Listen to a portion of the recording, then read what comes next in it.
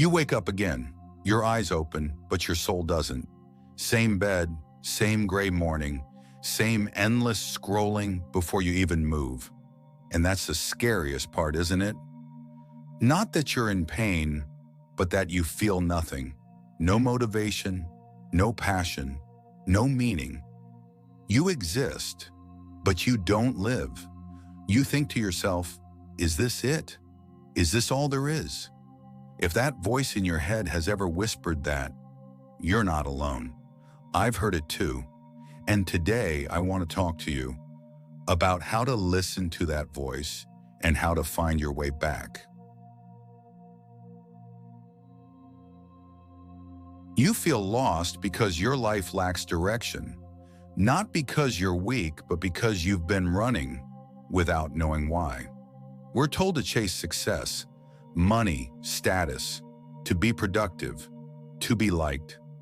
But deep down, none of it feels right. You laugh at memes all day, but feel empty at night. You stay busy, but feel aimless. And that's not your fault. You live in a world that teaches you how to make a living, but not how to build a life.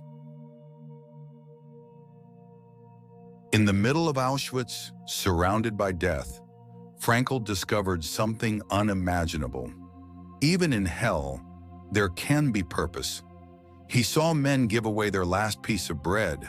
He saw people smile through tears. He wrote, "Those who have a why to live can bear almost any how." You feel lost because you haven't built your why. Comfort numbs you. Meaning moves you. You don't need to feel good every day. You need to do something that matters. Even the smallest things, caring for a pet, writing a page, helping a stranger. These are not small, these are survival.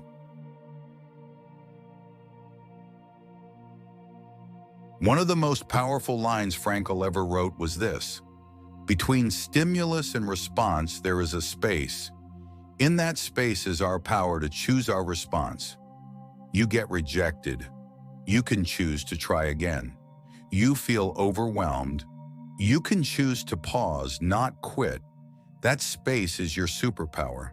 But if you never stop and breathe, you'll miss it every time. Choose how you respond to your own mind. Don't just feel, decide. I feel hopeless, but I will still stand up. I feel anxious, but I will still speak. I feel lost, but I will still move." Courage isn't clarity, it's movement despite the fog.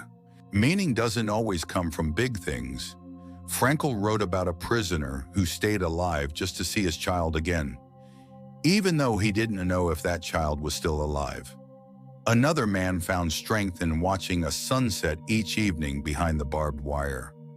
What saved them wasn't escape, it was presence. So maybe you don't need to change your life today. Maybe you just need to notice it.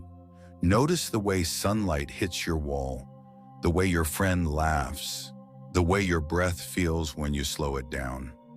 Because sometimes the most ordinary moment can be your reason to stay.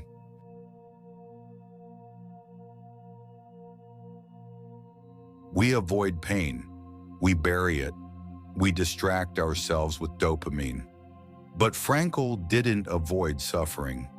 He stared it in the face and asked what it was trying to say. He wrote, "Suffering ceases to be suffering at the moment it finds a meaning." So what is your pain trying to tell you? Maybe your sadness is reminding you that you've been silent too long. Maybe your emptiness is showing you that you've abandoned yourself.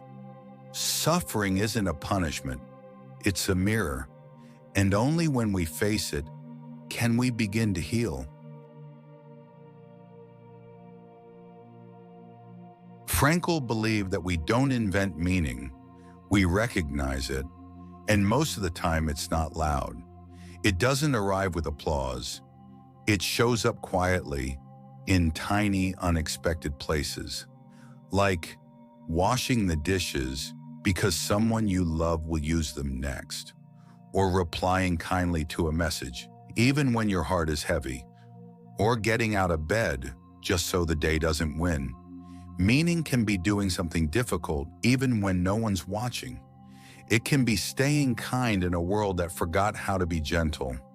It can be finishing this video instead of scrolling past, because some part of you still wants to grow. So here's a reminder from Frankl and from me. Don't wait for your life to feel perfect before you decide it's worth living. Meaning doesn't come after the pain is over. It walks with you through it. Frankl believed that meaning doesn't come from pleasure, but from responsibility. Life ultimately means taking the responsibility to find the right answer to its problems. That means your healing is your job. Your direction is your choice. No one is coming to fix you. But that's okay, because you're not broken. You're just waiting to remember your power. Take responsibility for your attention, your habits, your values. This is not pressure. This is power. You feel lost, but that means you're still searching, and searching means you haven't given up. Some people are numb forever. You're not. You care, and that's a miracle. So breathe. You don't need a 5-year plan. You don't need to know everything. You just need to ask, who am I becoming? And take one step toward becoming someone you would admire. That's all. If you ever feel lost again, come back to this video. And remember, you were never really lost. You just needed to come back to yourself. Welcome home.